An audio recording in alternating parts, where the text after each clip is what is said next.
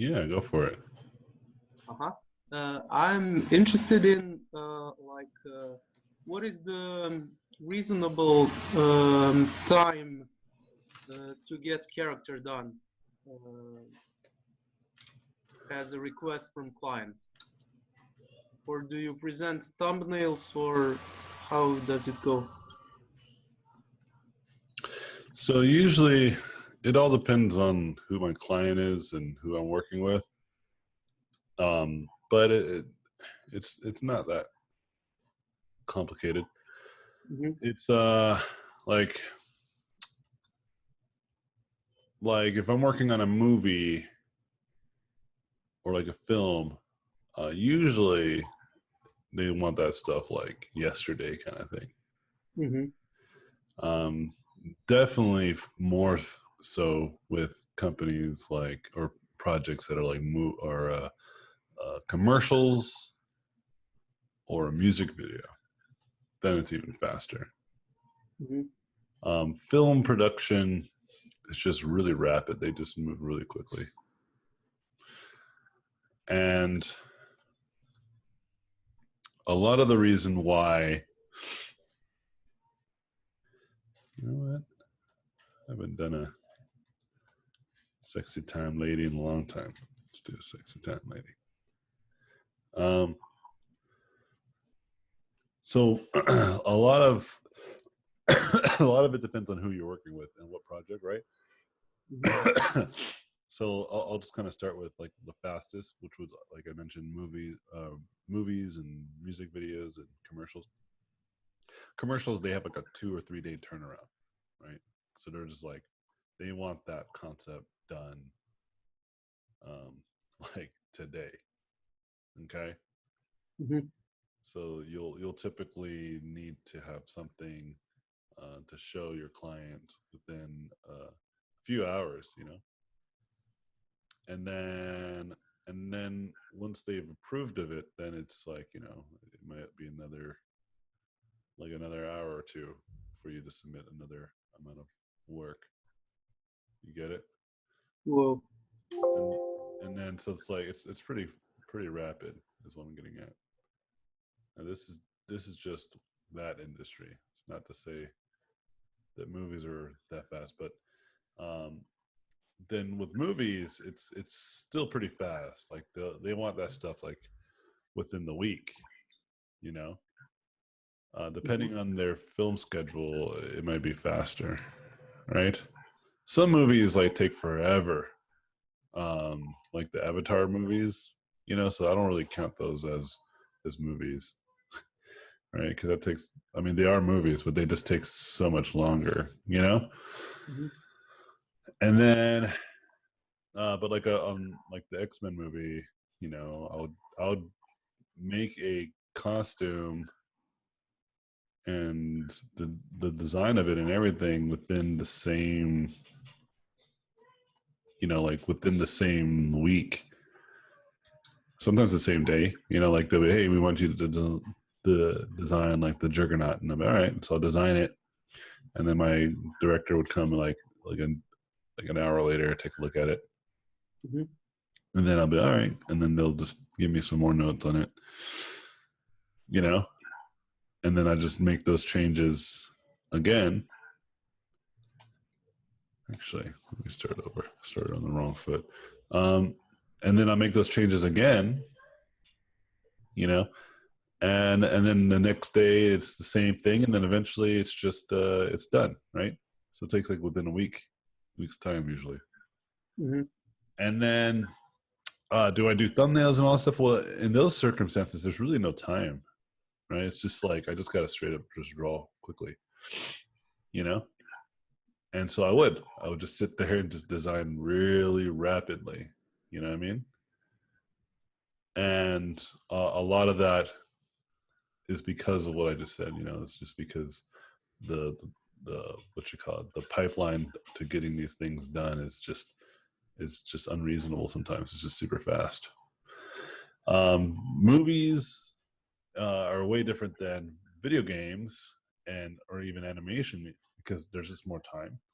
So if you look at like Pixar animation, they kind of run like a video game studio, because there's like a lot of people that know each other and they've worked on the previous projects together, you know. Mm-hmm. So there's like a reputation amongst your peers. You know each other, and there's more of kind of a comfort there, as well as like games are like the same way. You know, like you worked on the same like game for 6 years with the same 10, 20 people on your team. You know what I mean? Like you get to know them, you get to like hang out with them, build like again like a reputation amongst your peers, right? But the difference is time. Like you get a little bit more time. And so with video games, like yeah, a video game can take 5 or 6 years to make. Now it's like nowadays it's usually like 2 or 3 years, right? They have to be made much faster to kind of keep up with the constant changing of the tides. I think this is a natural evolution of the industry. I think the industry is going to go smaller. And when I mean smaller, I mean like I think more and more smaller devs are going to making video games. You know, this is going to be the next wave of what AAA games are going to be. It's going to be small indie devs because they're just going to be able to move faster than your big AAA studios. You know, um, it's just really hard, and especially today because a lot of gamers and a lot of people who play video games are really incredibly entitled, more than they should be. You know, I'm sure you know what I'm getting at, and this includes like myself. You know, I'm included in this group of entitled individuals, right? I try not to be, but I sense it in me as well. You know, and it's unreasonable like to expect these like high stakes demands from these small studios or these AAA studios even, and expect them not to make changes that you disagree with, you know. And so the game industry might change is what I'm getting at. It might go more film because if you think about like movies have been around for quite a while, right? Much longer than video games, and so they may have naturally evolved into this. And this might be a natural evolution when it comes to creative endeavors. Like whenever you reach creativity and money, like this is what ends up happening.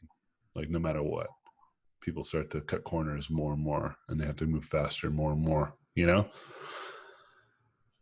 and so it might naturally just turn to that. We'll see. I have no idea though. I'm keeping my eye on it. But as of now, it still seems pretty much the same as I remember it.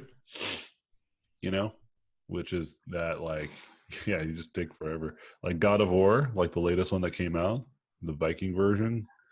Dad of War. That one took 5 years to make. You know what I mean? Mm-hmm. And some would say, that, yeah, that's definitely worth it. It looks great, and it was great, and it had a lot of awards. You know, but they barely made it out. And I think even to this day, it's actually might arguably be not doing as well as people might think. You know, and that's the problem. Like a game like that did really well, had critical acclaim, and their studio might still be on the brink of shutting down. Oh. You know, but they won't admit that because that sucks. But I actually, if I had to put money on it, I think there's still some fear that they have, you know, over there. A company that does not have this type of fear is Epic Games with Fortnite. You get it? Mm-hmm. Like whether you like it or not, that's how studios can like at that like scale can maintain survivability is by making games like this.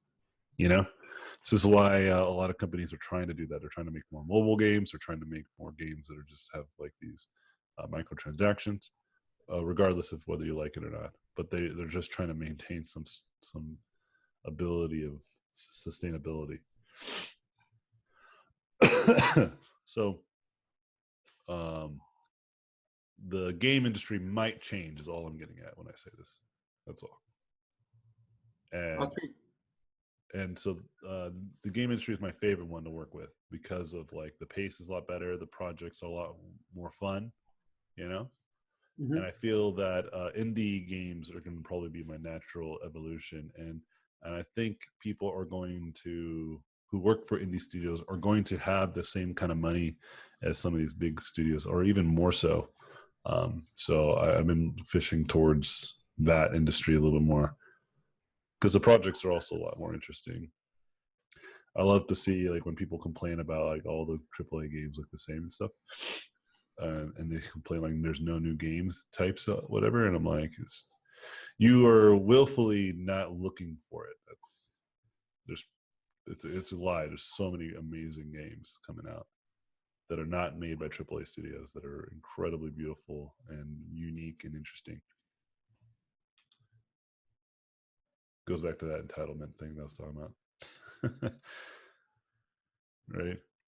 Like Okay. the nature of AAA games is to just make AAA games. Right? So people forget that.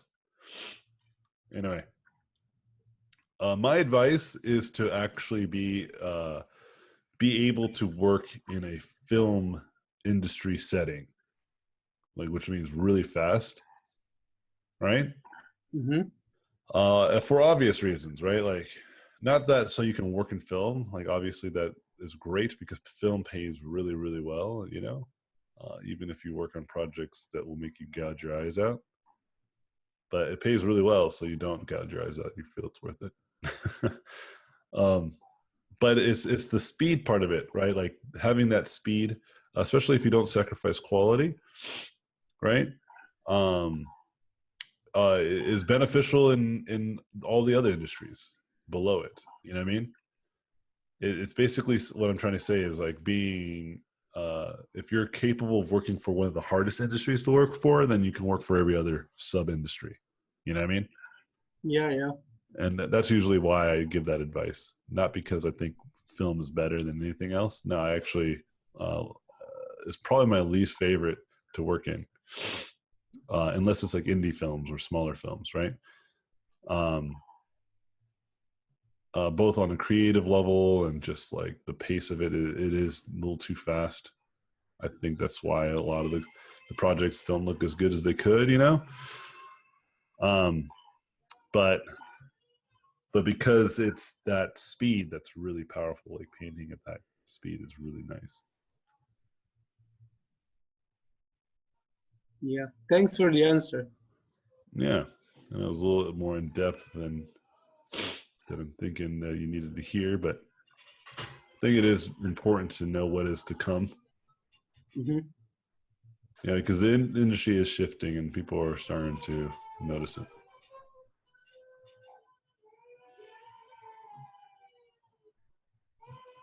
Hear my baby in the background. Yeah. There's Cool. a therapist, physical therapist, so she might have made him mad or something. Not sure what she did. Anyway. Thanks. Yeah, any other questions?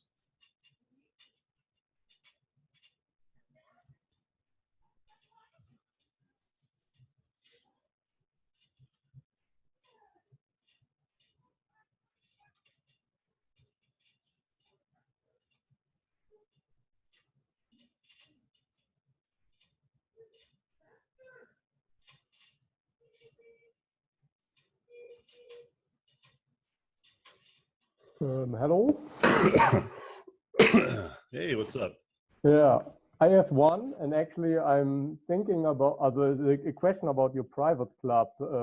Maybe I'm thinking about joining it, but I wanted to know how to quit it, or how too easy is it to quit? It's as easy as joining it. Okay, so Just every month. canceling the membership, and then you can just cancel it at any time. It's not rigid at all.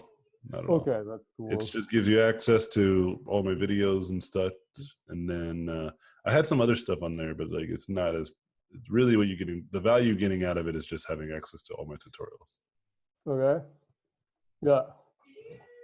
Yeah, especially in the next week, I think I'm going to be setting up. I'm going to try to get a new machine, like I mentioned earlier, and then I'm going to start setting up my new tutorials series. And then when that happens, then the club will increase value again. Because if you have access to it, then you get access to all the videos, including the new ones. Okay. Yeah. Cool. That's it. Yeah, not a problem. Hmm. Yeah, people join in and leave it all the time, so don't feel obligated.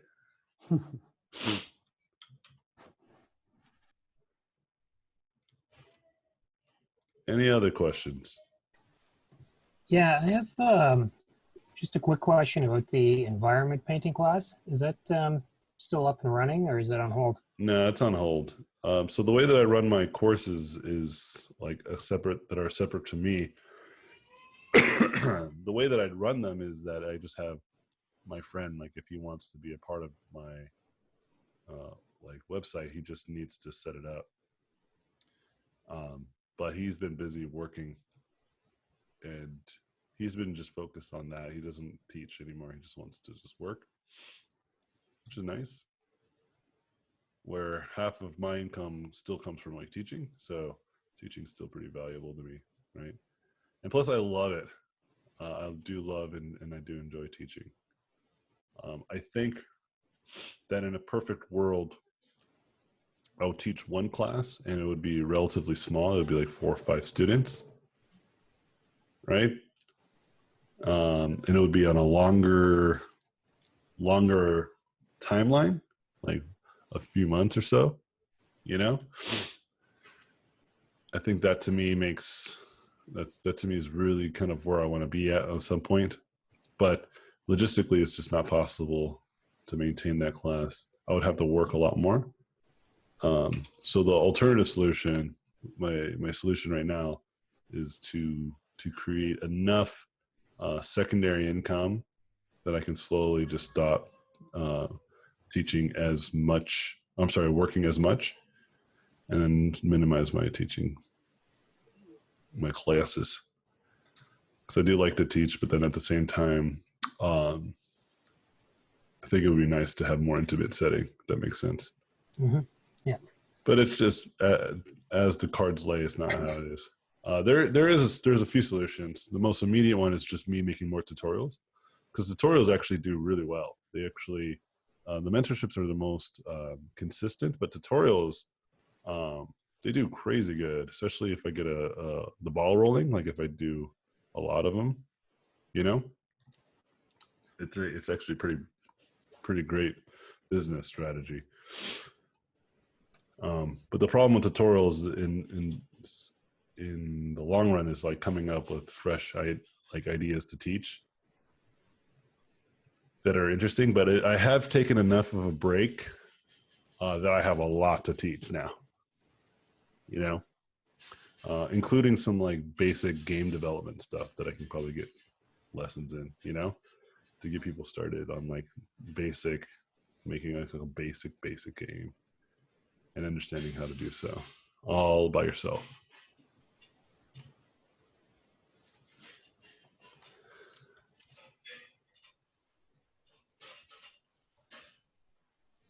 Our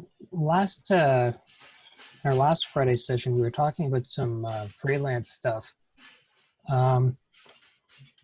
What would be some good advice for somebody getting started in that, as far as like what do you need to know about contracts and managing finances and that sort of thing?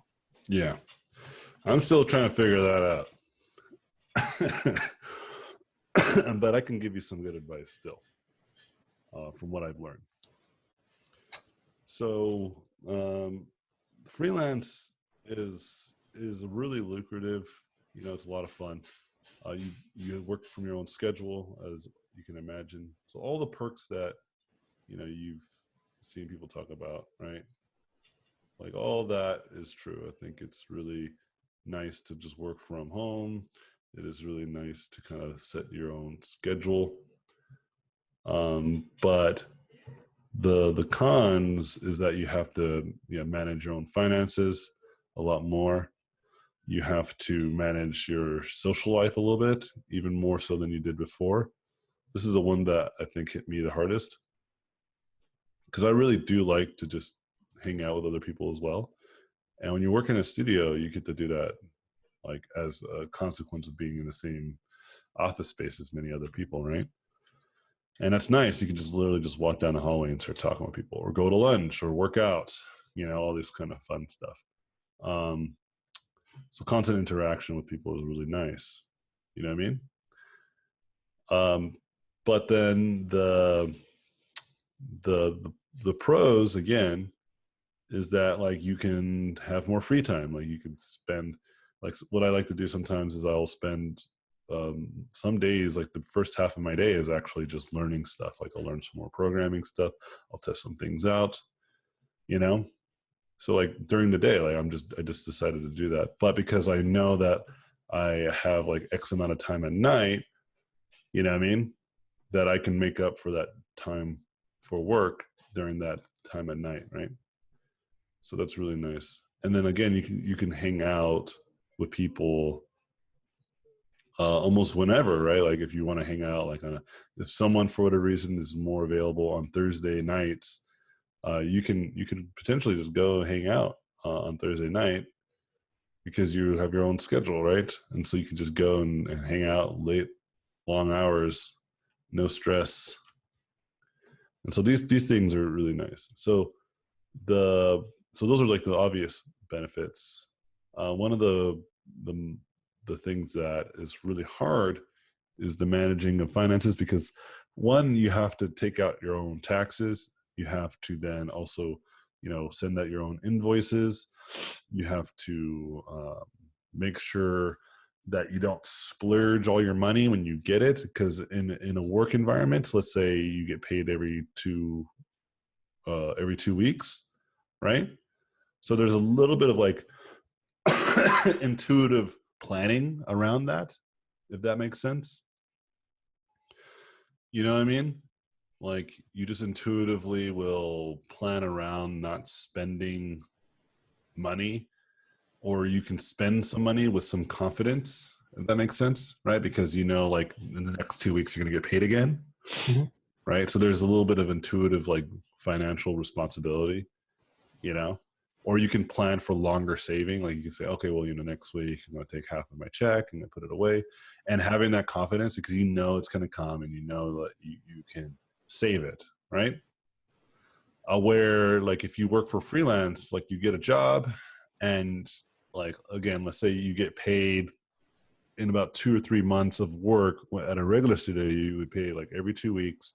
And let's say just for those 2 or 3 months, collectively, that's about like $15,000, right? But you're getting it in short amounts throughout those 2 to 3 months. So you don't get it all at once. You know what I mean? But in freelance, there is potential opportunities where you will literally just get 15 grand, like straight up, And again, it feels great. Like you're like, wow, look at all this money. And then you go and buy something like really expensive that you would never have bought if you had the other like 2-week payment schedule, right? And then sure enough, like 2 or 3 months will pass and then you're like hemorrhaging, you know what I mean? Because you're just like, oh shoot, like I should have not bought that brand new golden statue of a dog. You know what I mean? And that happens more often, especially in the very beginning of the freelance life, unless you make that 15 grand again in the next like month, right?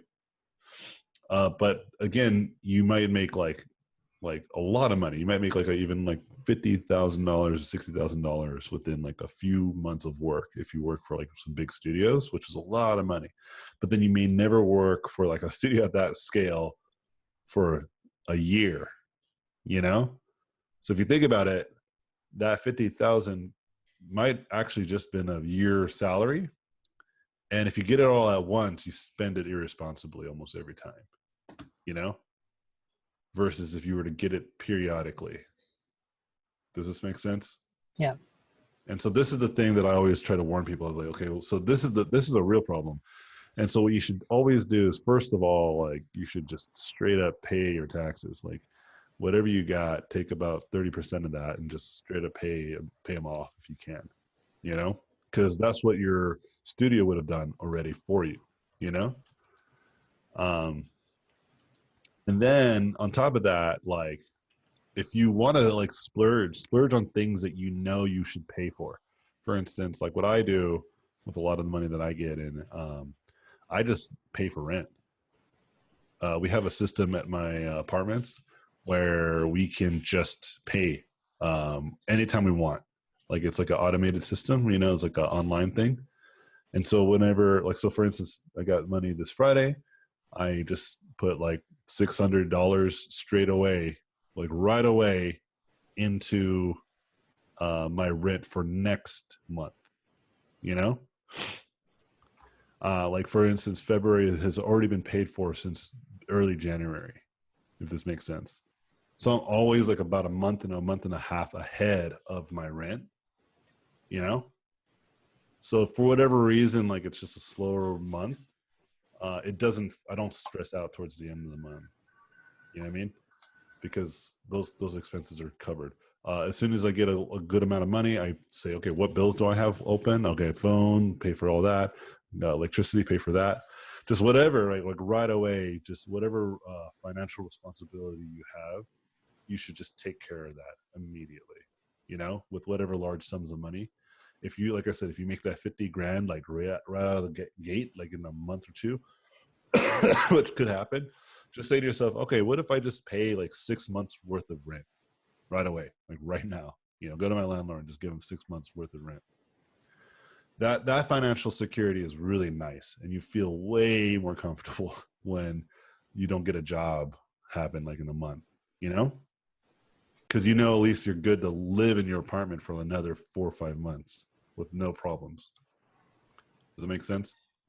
Yeah. Have you had any issues with being paid? Because I've heard other artists talk about you Yeah, might of end up with course. like 6 months going by before you get a check. Yeah, sometimes that happens, but I that only happened in the past. I work for studios now that they pay me almost immediately. As soon as I send them an invoice, a week later I get paid. But in the past, yeah, it would happen a lot. And yeah, see, again, that's another reason why when you do get whatever large amount of money all at once, like some people may do, right? You should just straight up cover expenses that you know you're going to have to pay months from now. You know what I mean? Like something like your living expenses. You understand?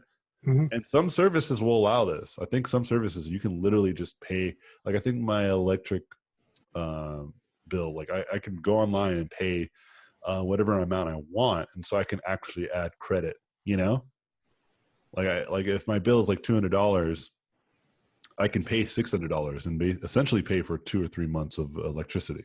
You know, and just like not worry about it. Because there are times where the payment doesn't come right when you needed it, you know? It might not even be like like 6 months late, which is crazy, and it does happen. But it could just be like, you know, a week late, and that could just like topple everything over. You know what I mean? You don't want to be in this position is what I'm getting at. Yeah. Right? Because even a week late, it's completely reasonable. Like, it happens. Like, you know, maybe there was like a lost thing in the mail, or maybe it didn't go to the right financial team on their side, you know, like just some simple shit that can happen that's not anyone's real fault. It's just a bad luck type thing, you know. But that could like screw up your whole fucking your whole thing, you know. Where like at a studio where it's like, you know, like every 2 weeks you're gonna get that check, right? It's been happening consistently for like years, you know what I mean? Like that kind of security is actually even like is really nice. Even if you don't get paid nearly as much as you would, let's say, freelance, right? Like that like consistency is actually what I prefer and something that I miss, you know? But my way around it is what I just told you. I just make payments way sooner than later, you know? I also do a thing, like if I want to buy like a large product, because me and my wife, we don't use credit cards because we don't want to acquire any more debt than we need, right? And so there's this really cool thing you can do with Amazon is where you can buy gift cards. Like you can buy yourself gift cards, right? At any amount that you want. And so what I'll do is I'll just like $100 here, $200 there, $300 there. And that's what I've been doing for like the last month, to buy this like $3,000 laptop that I'm planning on buying, right? Now I could just wait till I get like a really good freelance check, pay it off and just have it, right? But as I explained, like what if I needed the money for something more immediate, more important, right? And so it feels nicer to just like kind of like save in like my Amazon account, like put money into that, because now I can't really get that money back anyway, right? But it's only like hundreds of dollars over months that can add up to 3,000. If I do this for like the next 2 months, I can probably get it. You know understand what I'm saying? Yeah. And these types of strategies are way more responsible, is all I'm saying. And I did not do these before, and I was really struggling a lot with the transition. Okay, even though I was making twice as much as I was making when I was working in the studio, that consistency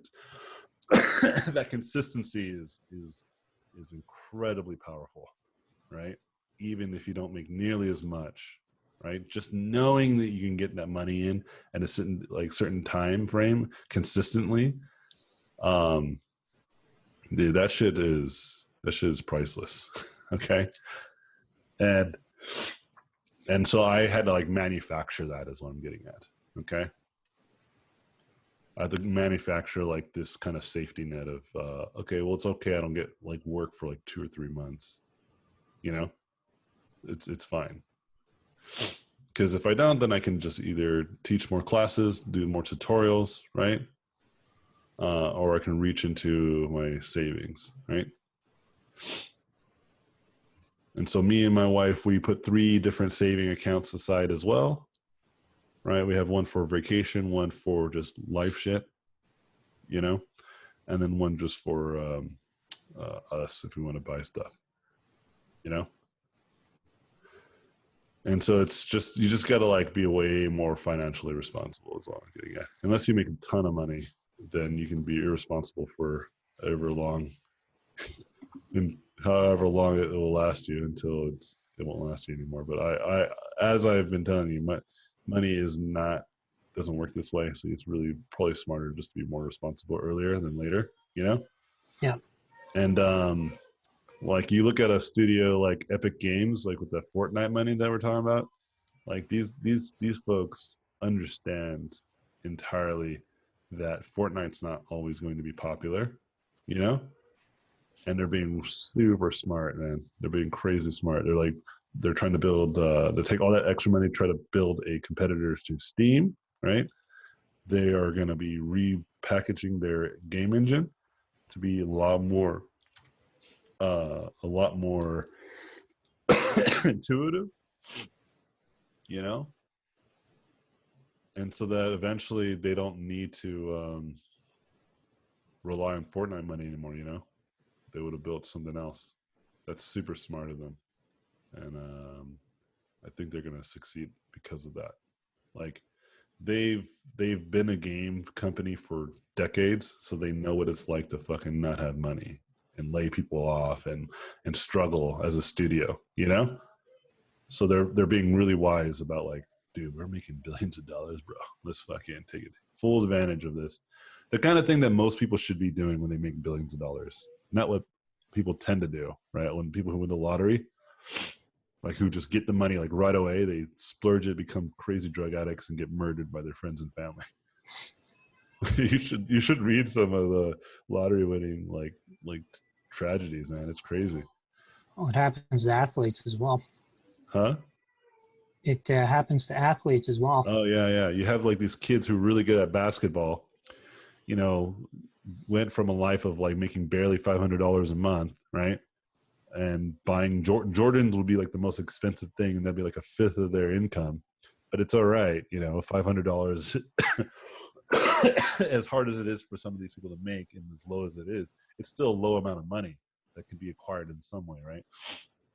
and you do have social programs to save you in case you do fall, right? Safety nets, right?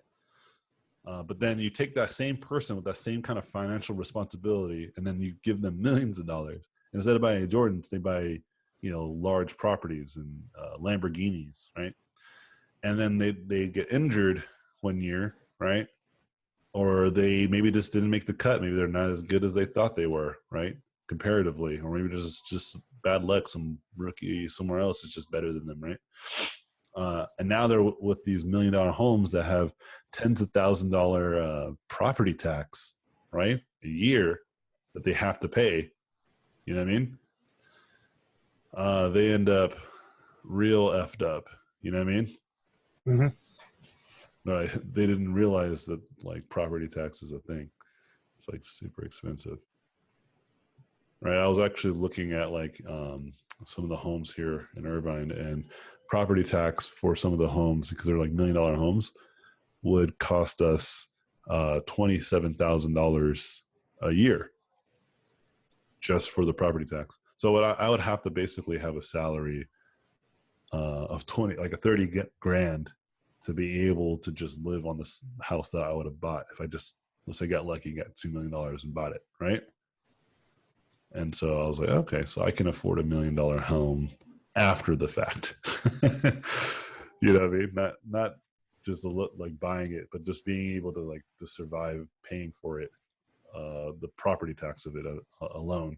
You know, it's like I can just teach one class. One class would be enough.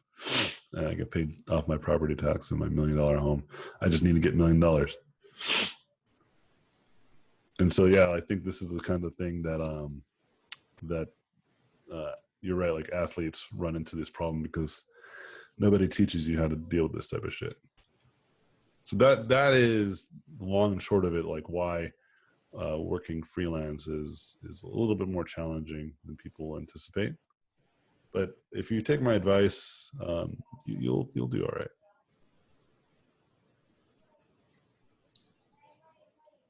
Yeah.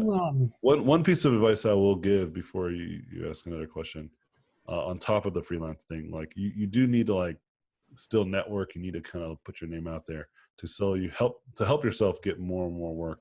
Like I've actively not posted on ArtStation in a long time, mainly because I've already been doing quite a bit of freelance on top of freelance, you know? Mm-hmm. And then also I just want to learn programming. And so I've been spending less time drawing, more time learning. But if I feel like, okay, freelance is starting to wrap up, I need to start to put my artwork out there again and maybe change it up and try to get new clientele.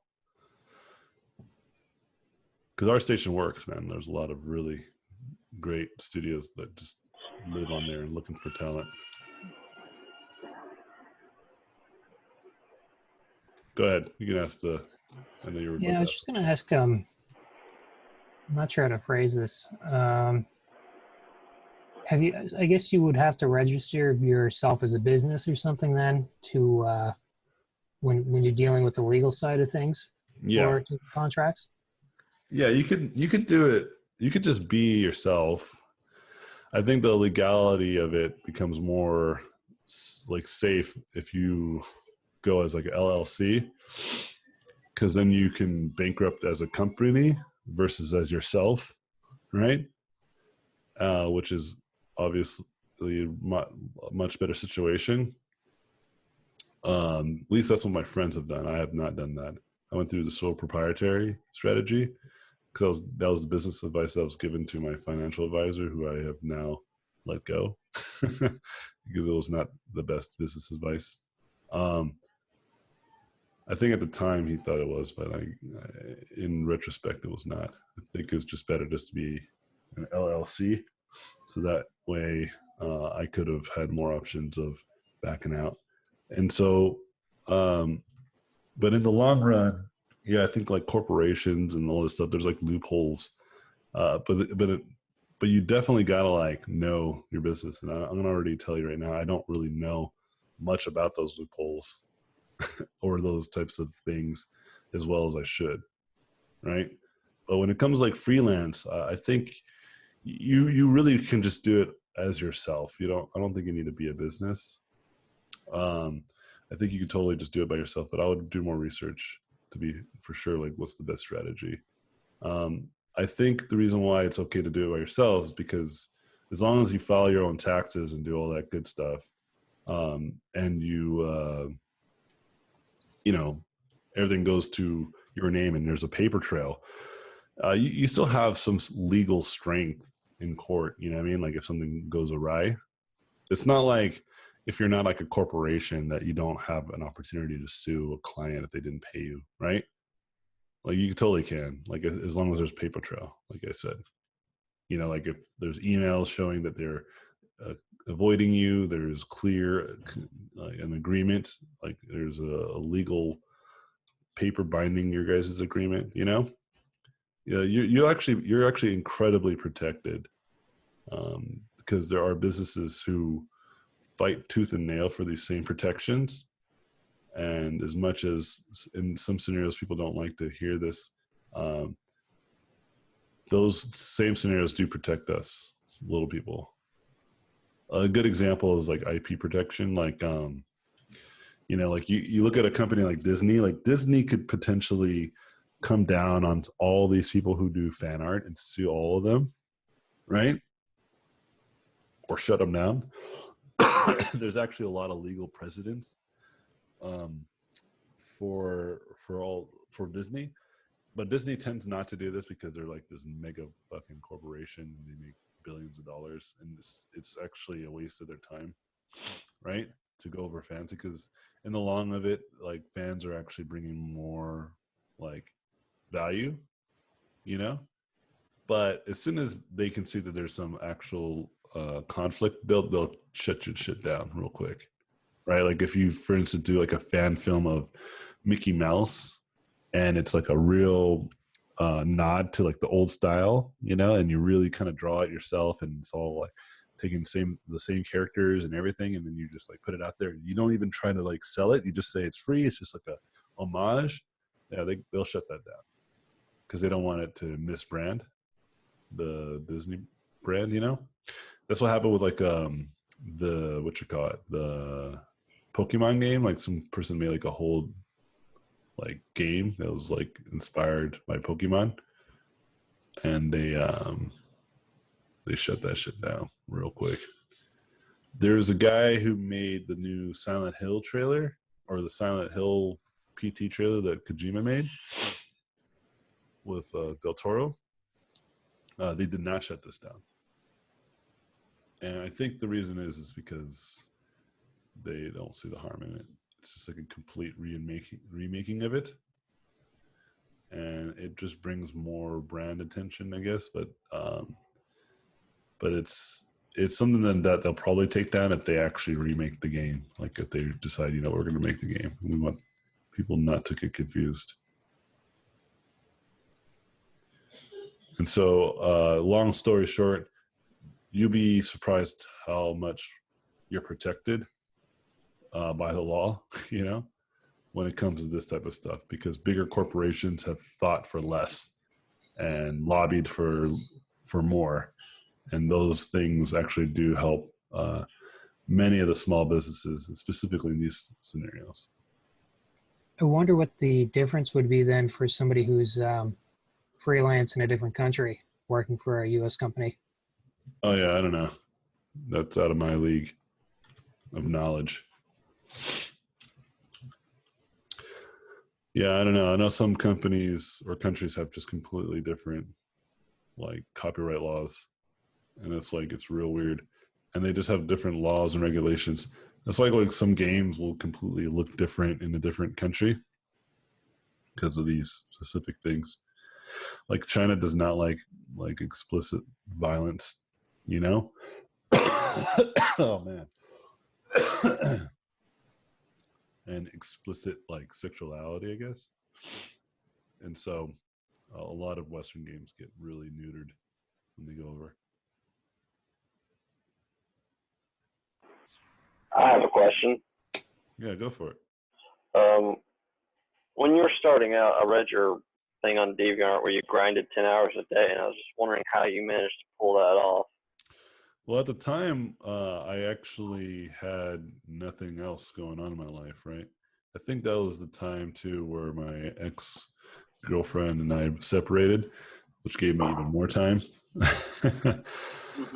Hmm. Yeah, that 10-hour grind session was when I used to really have nothing.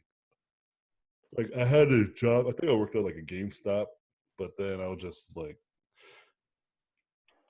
I just replaced any and every distraction just with work,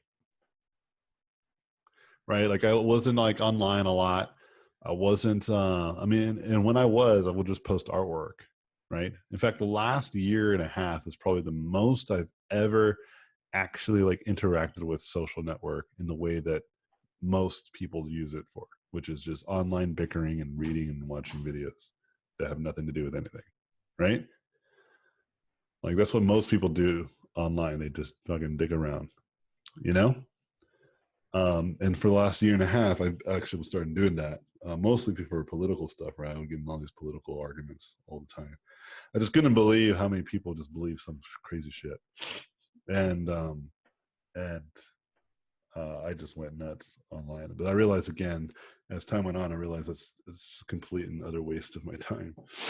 For one, most of the people just aren't willing to change their ideas, and they're not convincing me. So clearly, we're not even at a crossroad. But two is just like that's just not. I don't like that. I don't like to be in a state where I feel like I'm unproductive, right? Yeah. And so I mean, I would still play video games today. In fact, I feel like I need to play more. I haven't played enough. You know, I feel like I'm working too much. But yeah, I never thought video games was a waste of time because it's always nice to just play. I think if you play way too much though, then it can obviously be a waste of time. But playing games, I think, is actually really good for you. I think doing stuff like this is good for you. But then at the time that I was going to school, I didn't even do that. You know what I mean? That's what I'm saying. Like anything that was even remotely a distraction, I just didn't do. You know? Yeah. And Yeah. so Yeah. and so like that's how I was able to do it. But I actually don't recommend you should do that these days. I realize that that teaches really bad habits. The bad habits aren't that you should work and you should be consistently working. That's not a bad habit. The 10 hours a day is a bad habit. And that's way too much. Like, let me put it to you this way. Like if you go to the gym and you do like 100 pull-ups one day and then the next day you do 100 pull-ups again, you know what I mean? Like there's going to be diminishing returns eventually. You see what I'm getting at? Yeah. And I feel like that I was fighting against the current when I was working that often. I believe that like a good like 5 to 6 hours a day is a good max. Okay. And in that time you can even separate. You can do like 2 hours in the morning, 2 hours in the middle of the day, or 2 hours at night, or 3 hours in the morning, 3 hours at night. And if you think of it in that perspective, it gives you a lot of free time to do other stuff, you know, hang out. But more importantly, let your brain kind of like fucking take a break and let it soak in some of the information rather than just kind of like grinding through it. You know what I mean? Yeah. And I read a lot of books these days that talk about learning. And one of the things that they one of the things they talk about specifically with learning is that like, yeah, you definitely need time for shit to register, you know? And so I would say that like when I wrote that was at a time where I really knew that people should just fucking work a lot, right? And that's still relatively true. Like that type of advice still works, like if you work pretty aggressively, right? I just don't think that it's healthy. And there might be a much better hardworking strategy that it works out in the long run. And I think like that 5 to 6 hours a day is a way more reasonable approach. Okay. Especially if it's focused, meaning that like when you do those 3 hours in the morning, whatever, that is all you do. Like there's no phone next to you. You're not online, you know, like your mom could have gotten in a serious car accident. You're not going to find out until 3 hours later. You know what I'm saying? And, Yeah. and that that's kind of like laser focus is way more valuable than 10 hours of just kind of like grinding and just kind of going back and forth, you know? Yeah, I have that. I'm sort of like that because like I can't have music or anything going on when I'm drawing because I'm trying to like understand everything I'm doing. And like, because right now, like I work for Publix as a retail guy, and like it's like a 30-minute drive because I'm very particular about how I spend my time. I track a lot of it, and it's like if I do an 8-hour shift, it's 10 hours a day because the 30-minute to and from work, the hour at lunch, I can't go home. I don't really have a mobile setup to draw, except for maybe the sketchbook, and then that's it. It's like 10 hours right there, and that gives me 8 hours of sleep, so 6 hours left to just draw. But I also have a girlfriend, and I also have a lot of people, and I own my own vending company. So I'm kind of spread out all over the place. Sure. So it's just trying to find the time to do it as well as my other obligations and responsibilities. Yeah. So nowadays I have a very similar thing like what you're dealing with, but I was able to still learn programming in 2 years, right? Mm-hmm. And so it's just about finding where that time is. And when you are working, although you have lunch and you don't have a mobile, you could still draw in between, right? And you do have breaks. Like it's just going to have to be that kind of story, right? Where you talk about how you would just wake up 1 hour early so you can work a little bit earlier. You would draw during your breaks. You would draw during your lunch, you know? And then you need to have a conversation with your girlfriend. Be like, look, I'm going to like, give me like 2 hours of just uninterrupted work. And then the rest will be yours, you know? Like these are the kinds of things that you're just going to have to do, you know? Yeah. There's just no way around it. Because if you're not putting any time into any of this stuff, it's not going to come out. It's just not going to come out of nowhere. And this kind of like attitude of like, and I'm not trying to downplay this, but this is just kind of like this woe is me kind of attitude, right? Yeah. And like I said, I'm not trying to downplay it. I actually believe you, okay, that all this shit's happening. It doesn't mean anything objectively when it comes to getting better. Does it make sense? Like, Yeah. if you really think about it, it's like the universe doesn't care, is what I'm getting at. Like the long story short of that. And, you know, life isn't fair, right? This is how it is. I was talking to my friend at lunch the other day. We were talking about how life isn't fair. Because he was saying something about karma. And he's like, yeah, hopefully karma's going to get her. Because I guess he had a really bad incident with like his ex-girlfriend, right? So, and I was saying, well, it might not. Her life might actually keep getting better, you know? Even though she fucked you over, right? And he was just like, yeah, but karma, man. Hopefully karma will get her. I was like, yeah, I don't think that's a thing. I think that's what people try to tell each other so they can sleep at night, and hopefully that bad people get bad things. But you do know that there are people who are incredibly criminal warlords who are killing people all the time, and they're probably going to die in a golden throne, you know? And there's nothing we can do about it. We can be mad at him, but I mean, specifically like Kim Jong-un, right? From North Korea, the previous leader of North Korea. He wasn't assassinated or nothing. He just died from like being fat, I think, right? A heart attack. Yeah, he did a lot of terrible shit in his whole life. Never got punished for it. You know? It's just how it is.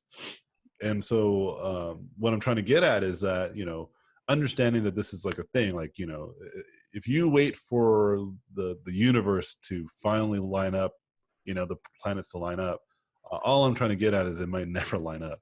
You might have to motherfucking line that shit up yourself, is all I'm getting at, you know? Yeah. And those stories always are my favorite types of stories anyways. The ones where people say, you know what, fuck it, let me get this shit together, you know? And I will say that that you've already done that by taking this course. You know, you're already making steps and submitting the homework and really putting some effort. You know what I mean? Like you're already starting to make those moves.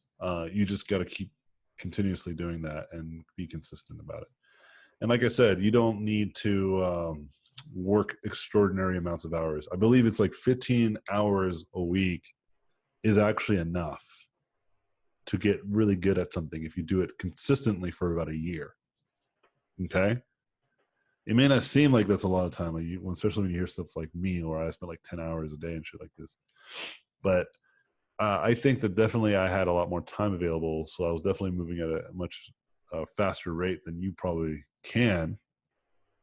But I think you can actually get as good as I did in a year, like that it took me to get in a year.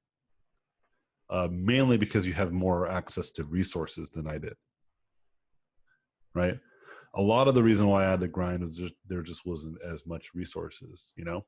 But I didn't feel that way at the time. I felt like that I had so much access, right? Like I had DVDs of Gnomon videos of some of the best in the industry, right? Yeah. So I felt like I had a lot of stuff, you know? But there was no concept art classes. There was like conceptart.org, the forums, you know? And stuff like this. But again, I didn't feel like I didn't have access. I didn't feel like life was sucky. I just took what I had and ran with it, you know? And so in your scenario, you objectively speaking, you definitely have way more stuff available to you, you know? Yeah. There's ungodly amount of information at your fingertips now. And like I said, like half the reason I probably grinded as hard as I did was because I just didn't know what I was doing. You know, it took me like a year, about a year to realize that I was studying and practicing like the wrong way. You know, the way that I've been teaching you guys lately is the way that you should be going about it, right? Like you should do tests. You should vividly be thinking about what you're learning, you know, don't just copy it. It took me a year to figure that out, you know? So this is the kind of stuff that I'm talking about is actually, even if you have less time, you have more resources. So everything's different, right? And it's going to be harder for other people than it is for others, you know? But you can't really focus on that. You have to focus on, okay, well, but this is my life. This is my situation. Because for every time you hear someone who said, yeah, I had like 10 hours, I had all that time, every second of it. There's another story out there of someone who did not. And they also got through it, you know? Like my best friend, Dan, like he has that story. He had a kid out of high school. He had to work a full-time job and he tried to become a full-time student. And so he would like sleep at school because there was no time to go home, you know? Like 30-minute commute was like a waste. He had to like be at school and he would sleep at his friends' houses and stuff like this, you know? He would spend every waking hour working, whether it was for school or whether it was for actual work, you know? And he was trying to like raise his kids. And he also had the unfortunate luck of his first kid was autistic, so it was even harder, you know? Now, like you would never think that he had like such hard times. Like he's killing it. He's a really good artist. What I try to do is I try to maximize my 24 hours I'm given in a day, and it's like doing things consistently is a bit of a problem because like I said, the obligation is also like work inconsistent hours. Like they'll make me want to come in early in the morning and then come in at like 2 to 11 at night the next day. It's just sure. And I'm not trying to say like woe was me. It's just these are the real problems of having to deal with because like I used to set up a consistent sleep schedule, going to bed at like 8 in the evening and then get up at 4 in the morning, and I could just immediately start just going to work. But like work gets involved and my sleep schedule takes over and it's just a mess. Yeah, I get it. I'm just saying that's fine. That's a problem. You just got to change it. Yeah. Like here's my outlook on how I approach many things in my life. Okay. And then hopefully this will give you some good guidance, and then we'll take another question. I'm sorry. I have to go pick up my son. Actually, this might be the last question. Hold on.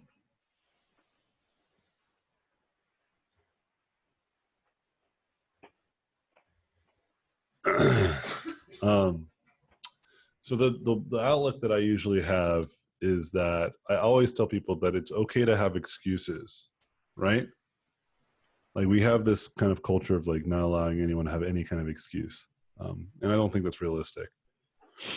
People have problems, man. People have shit that happens to them and they have excuses. It's just that those excuses are the same. That's when it becomes a problem. Then it becomes like, okay, well, you know, you told me this this week, but then a year later you have the same problems. Nothing has changed. Then I become more critical of you. Does this make sense? Yeah. Because, so you tell me, like, so if I was in your circumstance, what, because I used to work retail too, I understand exactly what you're talking about, right? I was in a retail job, I didn't like it, so I decided to look for another job because of various reasons that you brought up, and plus it wasn't paying as well. So then I got a job that was more stable and more consistent, which was a apprentice plumber, right? But then that job was a real shitty job, literally and figuratively, right? So then that's when I decided to go to school. So like my point is that like shit happens and the circumstances that you're given you might not like, right? But it doesn't mean that you then have to just deal with it. You can always make choices and make moves to adjust or find a different circumstance, change your circumstances, right? And it's not easy. I'm not saying that you can just all of a sudden just change everything overnight. I'm just saying that you can start making moves towards those changes. That's all I'm getting at. So like you tell me like, you know, my schedule's super erratic and whatever. Well, maybe it's time to have a serious conversation with your manager and say, hey, look, like I really need like a day or two that are really consistent, you know? Like I really want to work on this new thing and like, this is really important to me. Yeah. And if they're not reasonable, then you say, okay, well, fuck it. I need to find a new job. And then just start looking for a new job. You know what I mean? That's actually what I'm currently doing because like I've already done an interview to get another job that does consistent hours, but I've also turned around and like if it doesn't pan out, I'm going to transfer to the Publix that's closest to me. So it's not like so you're already doing what I'm suggesting.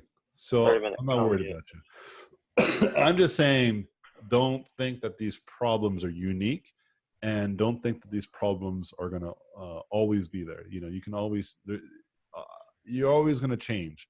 Like the problems that I'm dealing with today, right, are much different than the problems that you're dealing with, right? But I still have my own fucking problems and issues, you know? If you ever think that these problems are just going to go away with more fame and wealth, trust me, it actually does not. It actually gets worse. Like Biggie Smalls had it right. More money, more problems, right? And so this kind of like attitude of approaching these problems, I'm trying to kind of give you like a larger foresight is all I'm getting at, okay? Of like life is always going to keep throwing you curveballs no matter what. And it's just how you manage those curveballs that's really important, okay? You are definitely in a more privileged situation than many people. You know what I mean? And that's really important to remember. You may not feel this way, but trust me, I don't have Syrian students, you know, or Yemen students, because those people are worrying about whole different problems than we are. You know what I mean? And like I've never had students from these countries, not a single one for the many years I've been teaching. Right? I wonder why. Oh yeah, it's because they're going through a crazy civil war and they're being bombed daily. You know what I mean? And so you got to think about that. Like, okay, well, you know, I have access to the internet. I have access to Anthony Jones. You know, I'm taking his class. I'm doing all stuff. I need to take advantage of these things. You know, I really need to like find opportunities and push myself out of these areas so that I can have a better life for myself in the future. You know, hard choices leads to an easier life, and then easy choices leads to a harder life. Yeah. So, yeah, and I think you're doing all the right moves. Everything that like all the concerns you brought up, it seems like then you'd also have a solution. I'm just saying that it's absolutely fine to do just that. Like say, you know, this is a problem, but you know, this is what I'm doing, and then hearing reassurance is what I think you needed. right? Like that this is normal, like what you're dealing with, okay? There are many people that I know that have very similar stories to yours, okay? So don't feel that like, ah, man, this is going to be real, like, different. It really isn't. It's actually pretty common, okay? Yeah. I was just more concerned when I saw that your deviant post was like, do I really have to grind 10 hours a day? Yeah. What? I did. But like I said, I was eventually in a position where I could. But I used to work retail and I used to do all that stuff too, you know? And at the time I had no interest in art. So then I took I took the stupid choice of getting a student debt, right? But if I knew what I knew now, or know now, I probably would have done it differently, you know? Yeah, But then again, I always think, 2020. yeah. But then I think to myself, but the choices that I did make have led me to where I am today. So I might not have made any changes. You know what I mean? It would have been nicer. It would have been smarter to just take online courses and just paint and draw on my own, you know? But in hindsight, maybe it's not the best strategy. Because like I said, I learned a lot from all the mistakes I made, as well as all the right moves that I made. So, all right, I'm going to leave it on that, though. And yes, I agree. Read biographies. It gives you, there's this really good book, actually. It's called Mastery. You should read that book. That book. By Robert Greene, got it on Kindle. Yeah, you should listen to it then, or read it, whatever you can. Because that book, all it does, at least for me, or at least what it did for me, is just reaffirm everything that I believe about what it takes. Okay? Because the author, all he does is just constantly go through examples of people having shitty ass lives and getting through it. Right? Yeah. He just goes through one after another, after another, and after another. And the consistent theme amongst everybody was just that consistency, that resilience, that and that's what I preach these days, So, all right. But yeah, don't get me wrong. 10 hours a day definitely helps because you're by no fault of your own. You're just pushing your face into all that art. Yeah, you're gonna get better. It's inevitable, right? Yeah. And I'm saying a good amount of time, about like 5 to 6 hours, is actually more than enough that you need to do. But then like 15 hours, which is like 3 hours a day, is the minimum, in my opinion, to really make some strong progression within a year. Okay? Yes, sir. Thank you. All right. Laters, everybody. Got to go pick up the little one. Thanks again for a great class. Have a great, great weekend, everyone. I'll talk to you guys real soon. Peace out, friends. No questions? Yeah, I have a question. There you go.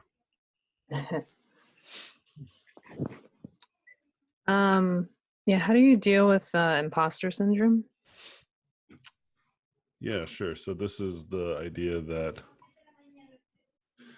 the work that you think you're doing is not the work that you're thinking you're capable of doing. It's kind of like, Yeah. as it implies, it's like you're an imposter in your own skin. Well, I personally don't know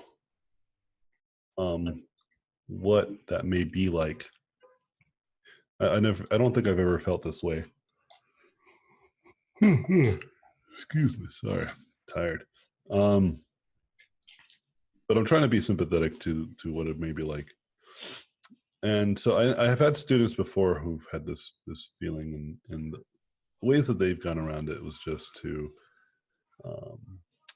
come to realization that the work that they do is their work, obviously, and to create more confidence in their ability to replicate their results. Because I think a lot of what ends up happening is that you don't feel confident that you can do it again, even, right? But if you do it enough and you can just be continuously good at doing it, then eventually you stop feeling like an imposter, because you'll know that you can do it, right? Continuously and consistently. And so I guess like the best way to get around it would be to just actually straight up just do it. again and again and again, and just maybe instead of saying to yourself that you're an imposter and then the person who drew this nicely drawn thing today is you, but maybe you don't have all the puzzle pieces in the right spots yet, but you at least have all the puzzle pieces, and you just need to figure out ways to make sure that you know where to put those pieces whenever you need to put them down. So essentially, basically what I'm trying to get at is like feeling less like an imposter, right? And knowing that you do deserve some understanding of, like, or at least you do deserve some respect, even if you don't understand 100% how you're able to kind of accomplish certain work. That's common, and if that's what it is too, like, because I've definitely felt times where I was like, I would do something, like I would do a painting or a drawing. I do feel this way sometimes with programming a lot, actually, where I'll program something and then like when I try to reprogram something again, it just doesn't come to my mind.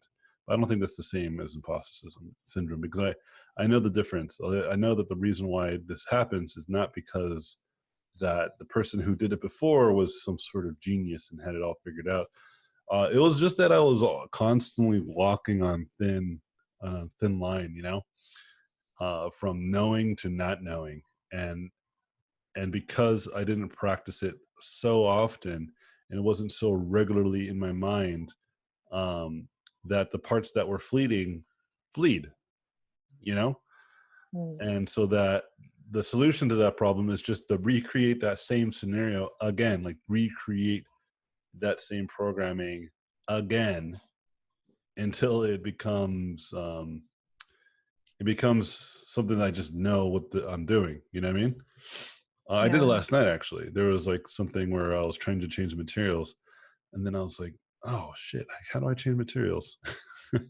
You know, I just forgot. And so I was like, all right, but okay, I'm not going to look at the documentation, right? This is a great opportunity for me to like really recall this information, you know? And I did so, and it turned out all right. And it felt great, you know?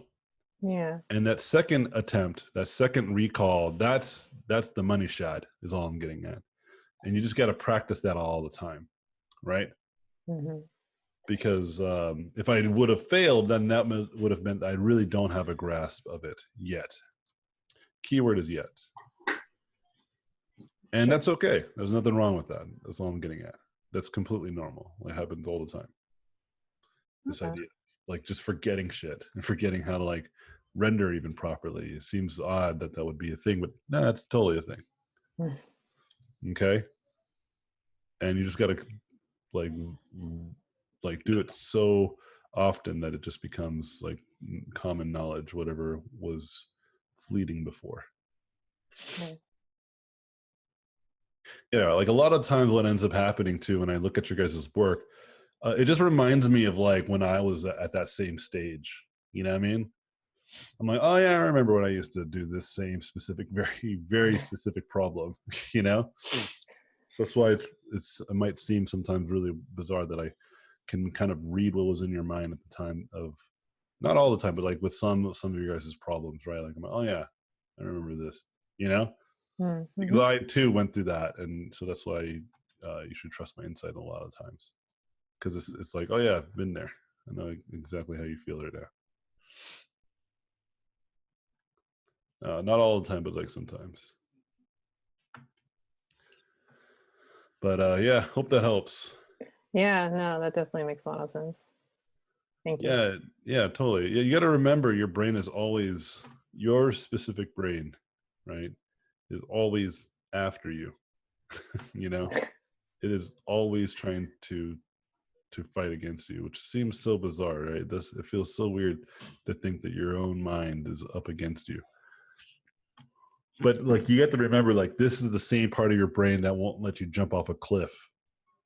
You know, Right. it's literally like the same part of your brain. It's like, yo, the fuck are you thinking about right now? Like whenever I think I've mentioned this in a different class. I don't think I talked about this in this class. Like, I have a fear of heights, but it's not a fear of falling. It's a fear of jumping. And there's a name for it. I forget the name every time. Let me see. fear of jumping. What the? Is that my phone? Bixby?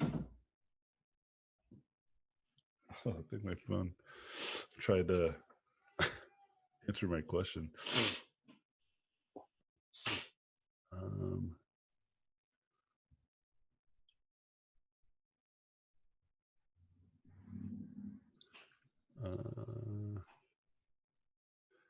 Catapita? Is that what it is? I don't know what this is. Yeah, okay. I guess it is catapitophobia. I guess that sounds like catapult. Yeah, so like it's a really bizarre feeling. Like I'll get to an edge, right? Like it's like a really tall building or something, you know? Mm-hmm. And then I'll look and it's really high, right? And it makes me feel a little nervous, like most people do, you know? Yeah. But the feeling, like the thoughts that go through my head are like this. They're like, oh dude, what would it be like just to like jump? You know? And and and then that thought in my brain, it gives me fear, right? I feel fear. Mm-hmm. It's because I guess like my conscious brain hears that, or at least no, my subconscious brain, the one that, like I said, is always fighting against you, right? It hears that and it's like, wait, what did you just say? The fuck did you just say?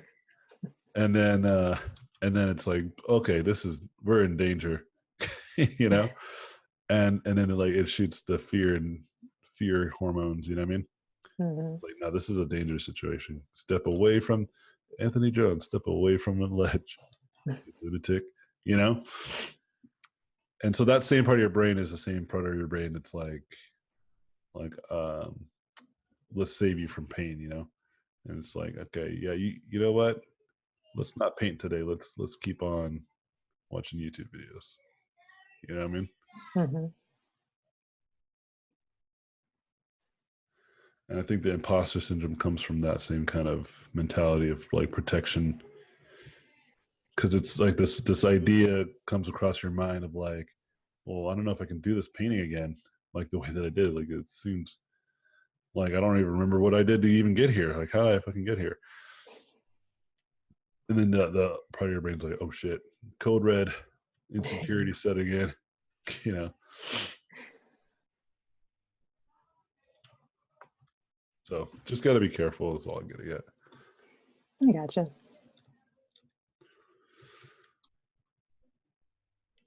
But yeah, it happens all the time though for me. Like whenever I go to high places, I always think that. It's just, I'm so curious of just like what it would be like to just free fall. I thought about doing skydiving. Oh, that's fun. Yeah, my wife doesn't want me to do it. She's afraid of me leaving her in this world alone. Yeah, I did it once. Yeah. I liked it. I think I'd love it. I think once was enough though. I have a friend who wants to do that like squirrel flying stuff or whatever it's called. I don't know what it's called. Oh no. Wingsuit. Yeah, the wingsuit stuff. No way. I'm like, you're crazy, man. Yeah. Like it's like a pretty high death rate too. Yeah. It's not like skydiving, which is like it's like 1 in a million type of thing. It was actually higher than I would like for it to be. I heard like there's like the people who live in those canyons, like they were complaining because they would like have to clean up like splattered people. Oh god. Oh. Yeah, it's pretty bad. I'll skip that. Question. Yeah, go for it. I'm not sure if you have an answer. I might not. Yeah. Do you have any strategies for hands yet? Even Oh simple? yeah, I draw hands like I draw bodies. Okay. Yeah, hands to me, I tend not to draw them. I usually just leave them out.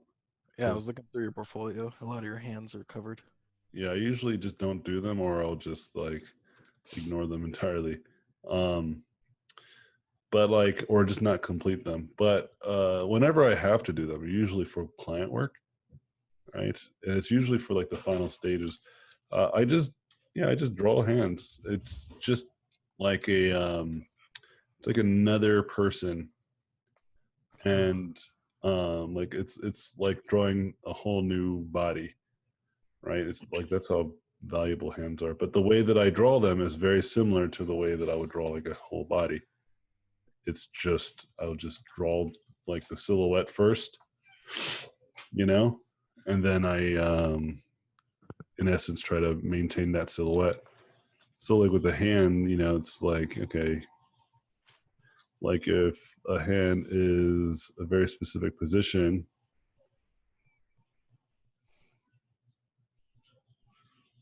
you know, I just draw the silhouette first, and then I will draw all the pieces, the components to it after the fact, you know? That is how I was thinking of breaking it down. Yeah. Do Just you like his think hands are about the pretty complex. because there's so many different bones inside of the hand? Is that something that you consider, or is that too much? No, it's not so much the bones. Okay. It's just like a human, like it's just the gesture of it all, like getting all that stuff right. Okay. Right? Like you can draw like an anatomically correct hand, I guess. But if you're not putting it like through some sort of gauntlet of gestures and stuff, then it's kind of pointless. But like I tend to, whenever I draw kind of more like heaven and hellish looking ladies, almost always give them some hands because it helps push their personality. But if I'm just doing like a character design, I almost never worry about them. But then I usually draw hands to a point where like, okay, I get a good understanding of where they're supposed to be, and then I just leave them alone. And then I, if I really want to get them finished, I tend to just go look at reference. And one thing that I usually consider, or tell people that they should consider, is that most people, like most sculptors and modelers, tend to draw hands. Or I'm sorry, tend to model the hands themselves. You know, so it's not necessary in a lot of concept art. So that's why I don't necessarily have like a profound skill in it, because in most cases, like a modeler will do it anyway, and it's something that unless it's like truly unique, you know what I mean? Like a creature hand or a claw or something, Yeah, then it is kind of useless. or with like a crazy looking glove. Yeah, it's useless to always just show like a really rendered hand, other than to impress other artists. That makes sense. Yeah, so that's probably why I never really put too much effort in mastering hands. I put most of my effort into learning, like, you know, better costume design and just better design overall, Right. because that's the meat of the design. I was showing your work to my mom. Of course, she's seen it plenty of times, but we were like just talking, and that's when it came up. I was like, oh, I just noticed he almost never shows hands, but most of the paintings still look dope. Like, I guess some things just don't matter as much, right? So that's pretty Specifically as concept, I think if you're illustrator, you definitely those hands are a major feature. yeah. Well, and I know you can draw hands, so it's not like you're unable, right? Yeah, I'm not nearly as like if I was really really good at them, right? Mhm. I think I would just draw them all the time. I don't think I would avoid them at all. But I know that it takes more effort than most of the other things that I draw. I just tend to just say, well, I don't really need it. I'll just move on with my life.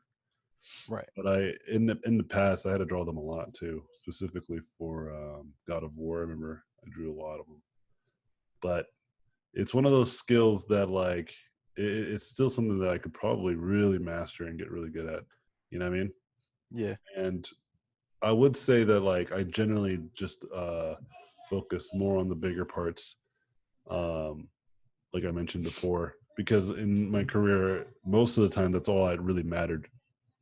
And I've been working in this career for quite a while, and no one has ever said you need to draw immaculate hands. Right. Same goes with feet. Now, feet I can almost for sure say I'm just not nearly as good, if at all, because I just barely draw barefooted characters. My characters tend to have shoes on or something, you know. So I am pretty low skilled when it comes to drawing feet. That one definitely would be a challenge to actually draw without like anything. Like I can draw a convincing hand without using any guidance, but a foot I would have to use reference like immediately. But Yeah. again, it goes back to the idea like I just tend to not draw people with their feet exposed, you know? Mhm. And so my lack of skill is a product of my experience. I just never had to worry about drawing feet. Okay, I have one more question. It's kind of related. So right now I'm figuring out this anatomy stuff, looking at finding these strategies, et cetera, et cetera. Mhm. Now, a lot of what I'm doing is figuring out the muscles, and that it's maybe I'm wrong on this, but I think it's easier when you make like when you study like buff men because, or like trying to draw that because that really has the muscles accentuated. Mhm. But at some point, I'm going to need to learn how to make those look right but subtle. For example, for a female or a non-muscular man. Do you have any strategies, or should I worry about that when I get there? Like in order to have it look right but subtle, you know, Yeah, it's because the shapes change. yeah, it's just one of those things where if you understand what's underneath the hood, then you understand now you'll have a better understanding of it when it's manipulated or when it's nuanced. Okay, So yeah, I would say you don't have to worry about it. all right. Cross that bridge when I get to it.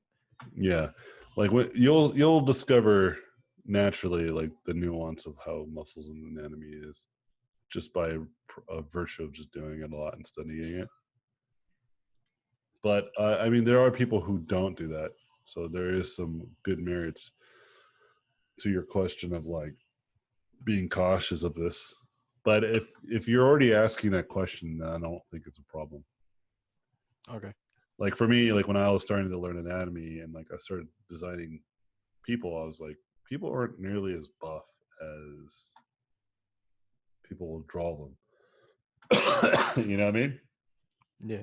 They just aren't.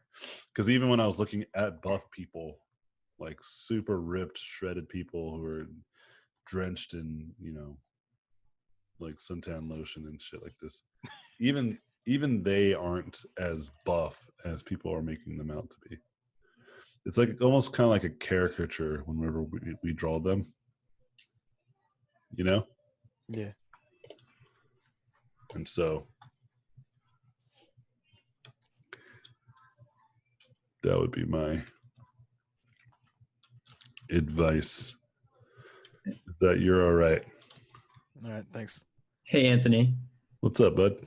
So I've been kind of like getting really into. Have you ever seen ZHC on YouTube? He's like a really good comic artist. He did that Venom video. It was like 10 hours, 1 hour, 10 minute. Oh, I know that person. I think it's the other way. I don't think it's that like that. I think it's like what is it, like 1 hour, 10 minutes, 10 seconds or something like this? I don't think it was 10 hours. Yeah, I mean, whatever. Yeah, you know what I'm talking about. Yeah, I think you're wrong. I'm pretty sure I'm right, but it's not really. It doesn't matter. Yeah, it doesn't. Go ahead. So is that style kind of more illustration? Like What, comic books? Yeah. Yeah, absolutely. Some comic book artists will have the opportunity to design comic book characters. I think the more seasoned you are, you might have that opportunity. Right. Right. I'm sure like Jim Lee might have designed a character, you know? Yeah. But that's definitely more illustrative. That's like think of it as like you know, like as a concept artist, I'm designing a concept that someone else is going to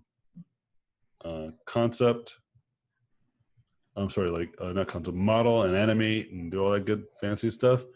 A comic book artist would essentially be the principled artist, right? They would be the same person who does all the camera shots, the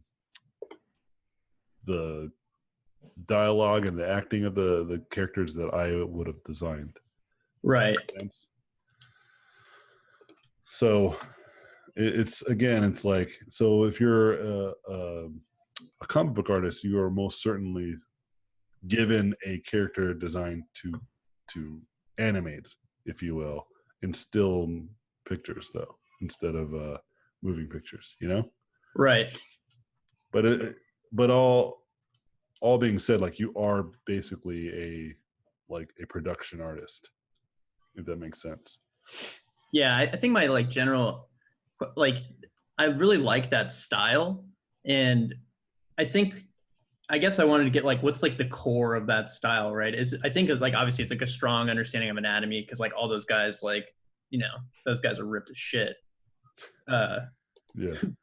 But I just kind of like, I'm curious because comic book is like such a, everyone's like comic book artists, like it's like its own genre, and I was just kind of curious what makes it like different than concept artists, but you kind of answered it. Yeah. Well, I mean, aside from what I just said, like that it's like production art. So like the comic book style is styled in the way that it is because of the speed in which it needs to be done, right? Like you need to like tell a story over like several pages, several different times on each page, you know? Right. And so like being like for instance, me painting the way that I'm painting is actually like I could probably make a whole comic book the way that I paint, and it would be lucrative because I paint quickly, you know? Yeah. But you know, obviously I'm an outlier. Like most people don't take, you know, hours to just paint a thing, you know? Yeah. Usually it takes some days. And so a comic book artist, you know, they'll fill up a whole page or two, like, and it'll be like a day's worth of work, you know? Yeah. And so if you were to paint every panel, and it took you more than like a day or two, then it's kind of like I said, it's kind of it's a wash, you know? Yeah. And so I think that style is not a product of like, it's just like comic book style. Like just because it's a product of a necessity is what I'm getting at. Okay, that makes sense. So it's like a function of like the medium. Yeah. You know, where, you know, I think same thing could be said about concept art. There's some concept artists who paint a little bit more looser, you know? And again, I think it's a product of that industry. A good example is like film. Like a lot of people photo bash and use 3D. Again, I don't think that's like a stylistic choice where everyone's just like, all right, we at the Film Guild of Artists have decided that this will be the universal language for film concept art. Right now, I think it's just incidentally that's just how it is because of the deadlines and how fast you have to pump out stuff. You know, right? It requires a very clear aesthetic. That, you know, that's why like I could still just work in those industries, not because I paint. In fact, people hire me because I don't do that. And it's because I'm able to keep pace and bring that whole different thing to the table, you know, that they yeah you have like the style but also the speed. Yeah, and so this is what I'm trying to get at. It's like it's not like a common thingy, okay? Yeah. And so I think comic books fall into that vein for the very reasons I just mentioned, and I think films and games alike, same thing happens, right? It's just all necessity. Like the kind of artwork you see from video game concept art has a very specific look to it because generally you have people who are, you know, junior artists tend to stick in these genres or these industries, and then they stay and then they become, you know, people who work on these epic projects by legacy. Yeah.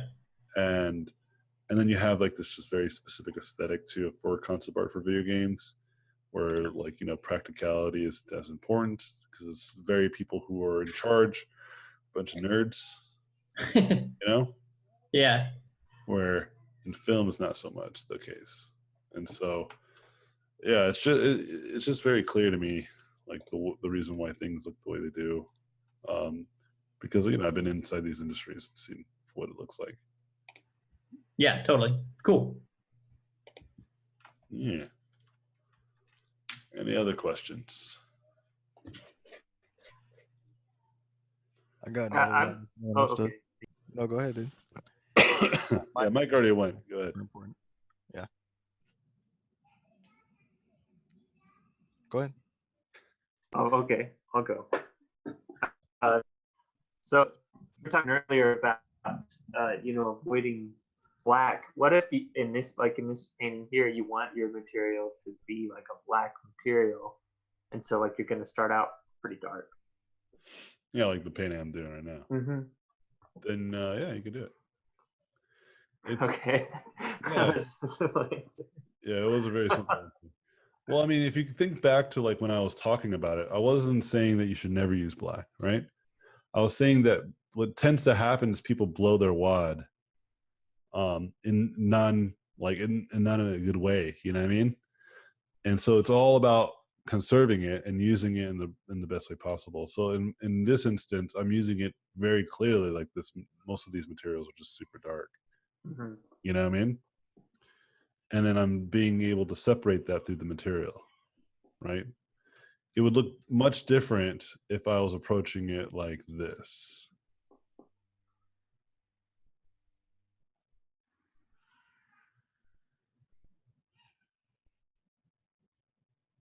You know, where I'm like literally like outlining all the different parts of her armor for no reason, which was kind of the criticism that I was making earlier, right? Yeah. Which is like everything was like segregated by this black void for no reason, you know? Yeah, no, I get what you mean now, because I wasn't 100% sure I got that when I was doing my homework this week. I was like, I don't know if I really understood the criticism, but as I was going, I realized like the lines that were kind of in some ways supposed to just be cut lines, like they were so thick that I was able to like make materials meet a lot in a lot of those areas where it's just black. So I can kind of see what you're saying. I guess my question is like, do you have kind of a value you kind of keep in your conscience when you're doing a black material in order to also be able to still have those pockets of darkness for when there really is ambient inclusion? No, I usually just think about like how I can put a material on top of that material to pop it out. Okay, so you just maybe overlay a different value onto it. So yeah, like there's like this some sort of like silver right now, right? That's on top of these darker materials. Otherwise, it will just be black silhouette almost, which could be cool in its own right, but I don't want it to be that way. It's kind of the same on the arms, I guess. Like that's what's creating the form. Like that's why you don't see them flat. It's because you're seeing. Okay, awesome. All right, that was my question. Cool. Yeah, dude. Like if I was to paint something that wasn't like entirely black, it's the same principles. I just choose not to do it and choose when to do it. So if I were to try to create like some sort of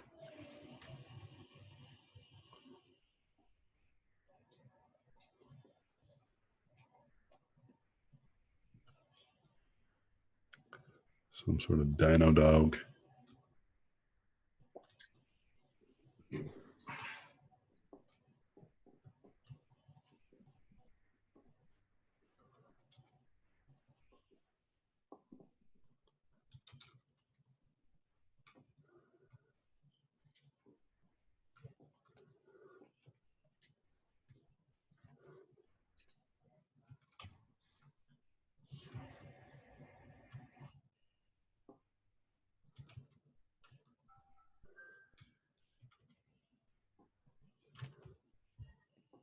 So you can see here, I do have some black, like in this collar here. Mm-hmm. But at this point, it's just a black material or dark material, you know? And I'm not just breaking apart every little thing with that dark material. I'm like, I can spread it around.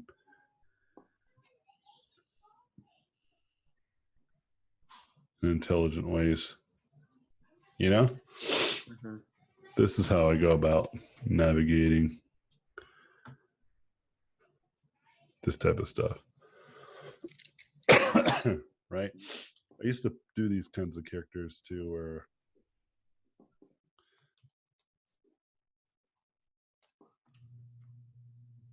like it would be in a darker environment, And then I would actually like just straight up start with like a black silhouette. But because it's so contrasted already in the dark realms, then I would start to just pop in shells.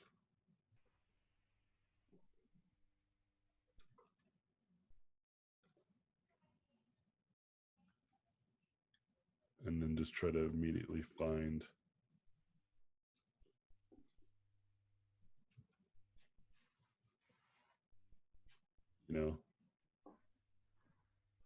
ways to pop out these types of forms.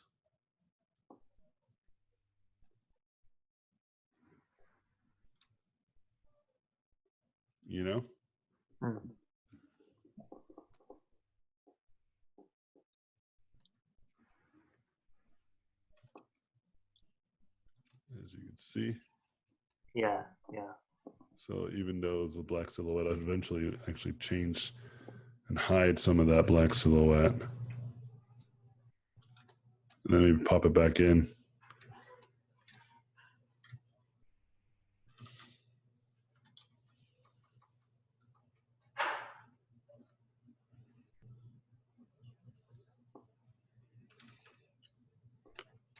Yeah.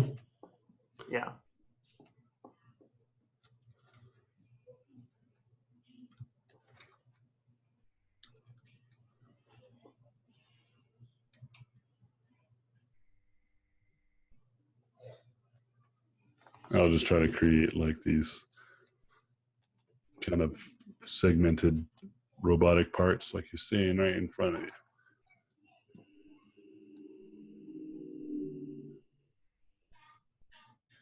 But it goes back to the idea of like I have a lot of control over my values in general. Yeah. So it really doesn't matter which way I thought about it, Mm-hmm.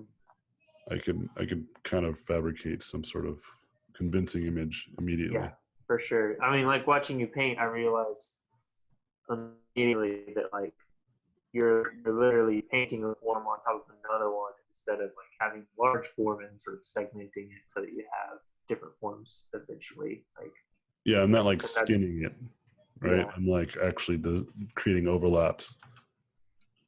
Absolutely.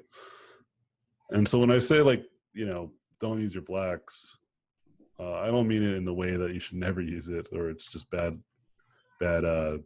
practices. I'm just saying that if you don't have control of your values, you should probably minimize how often you're using them until you have more control, and then you know when to use them and when not to use them. Right. Same thing with your whites. Like I'm throwing like hot white in here, but it works fine because of all the values that are surrounding it.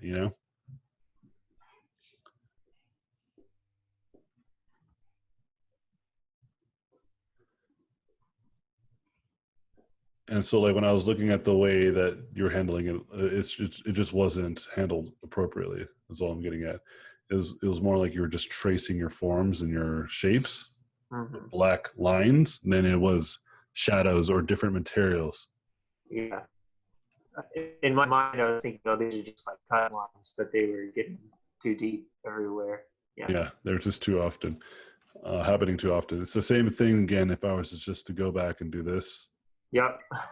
Yeah, that's what I right. There's a clear difference. Yeah. This is not me rendering anymore. That's me literally cutting my thing apart. Yeah, and now there's holes like everywhere. Yeah, absolutely. Mm-hmm. Awesome. Yeah, that really helps because I wasn't 100% sure about that. Yeah, man. If you're confused, that's why you should ask questions. It's okay. Right. Don't be embarrassed. Thanks. And this is even the best time to do it, so I can just demo real quick for you. No big deal.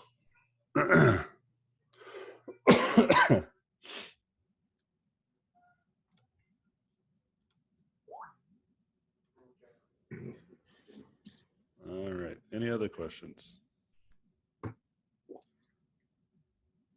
Mike, you were about to get one going. Oh yeah. I've been curious for a while. You only post, at least it seems you only post your personal work, which makes sense. So that's what you like, and you've talked about why in the past. But I do find it, or I am interested to see if you have any NDA lifted work that you could show us. There's some stuff that's on the website or on my ArtStation already. Oh, not in the past. I mean, like recent NDA lift. You know, because you've been working like since. You know what I mean? Unless that is it. Yeah, I think that the most recent one. Here, I'm gonna These days, it's pause real interesting quick. to see the difference, if any, between like a painting like this and what you would do for a client. There is some difference. Sometimes I just like pump stuff out. I don't really care Yeah. about the quality.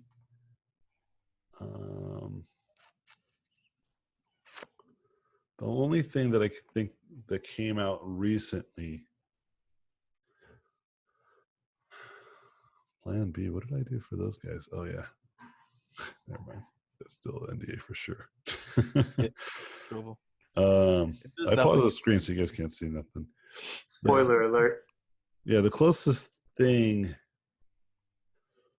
that I could think of that came out recently.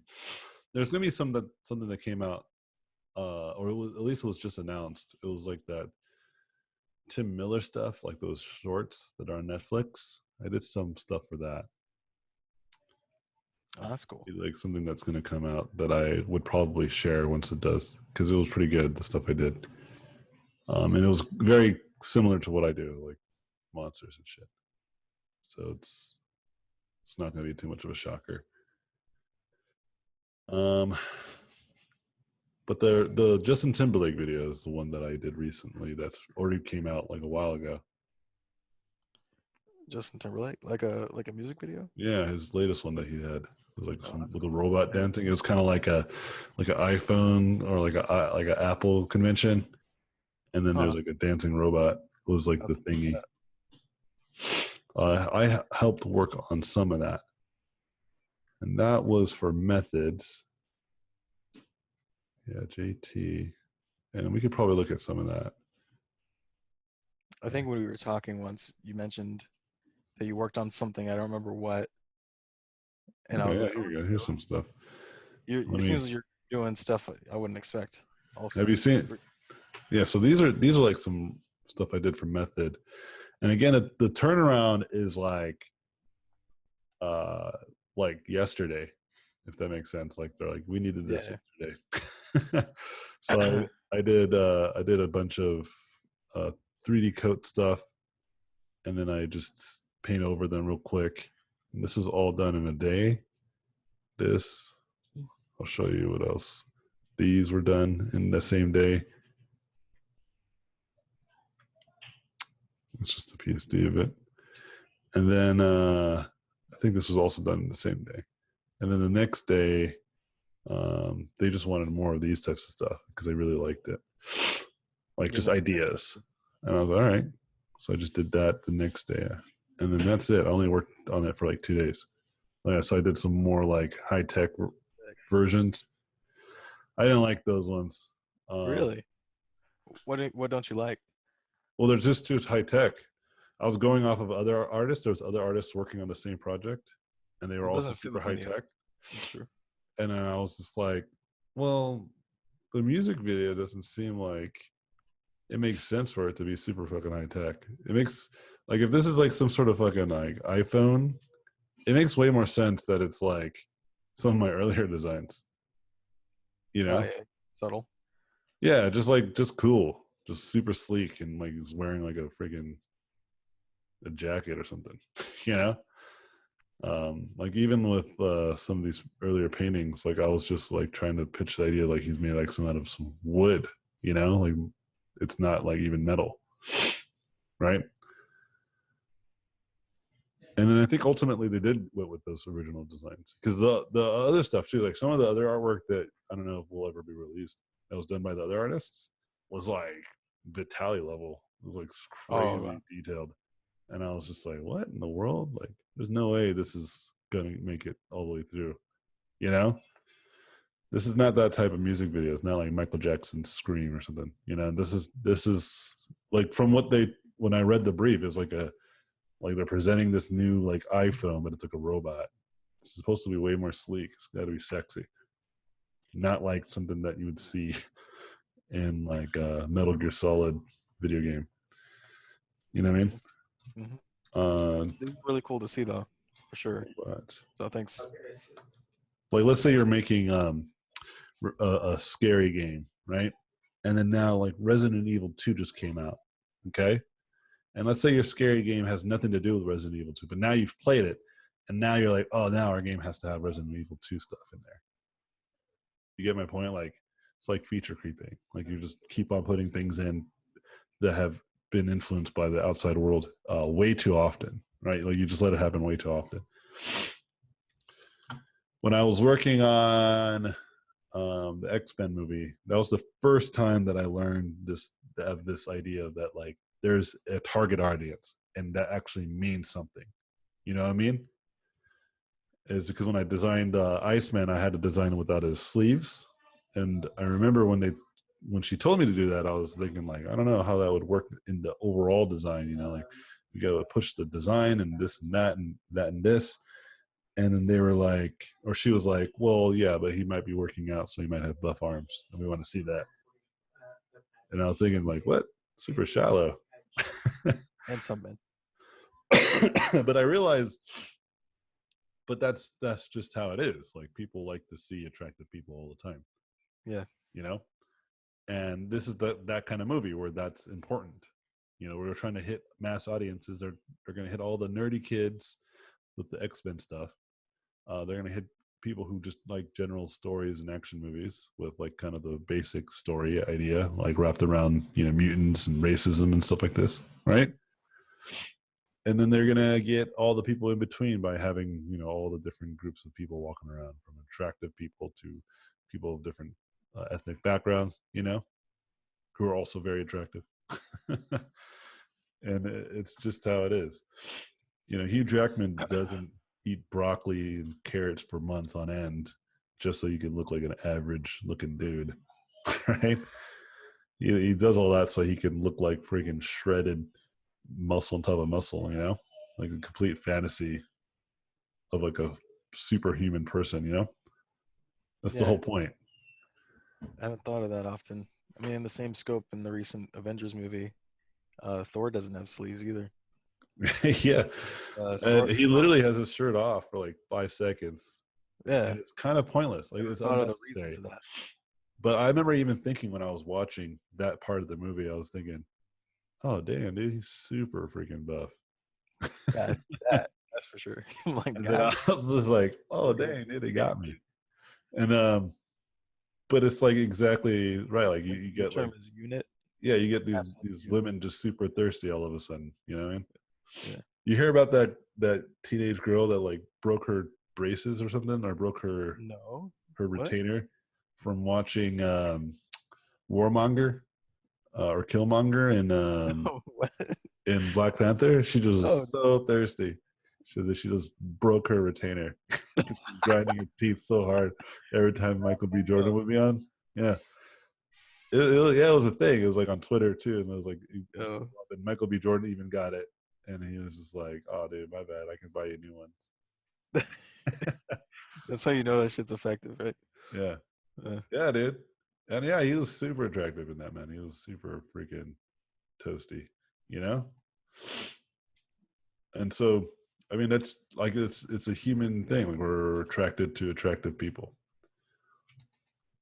You know what I mean?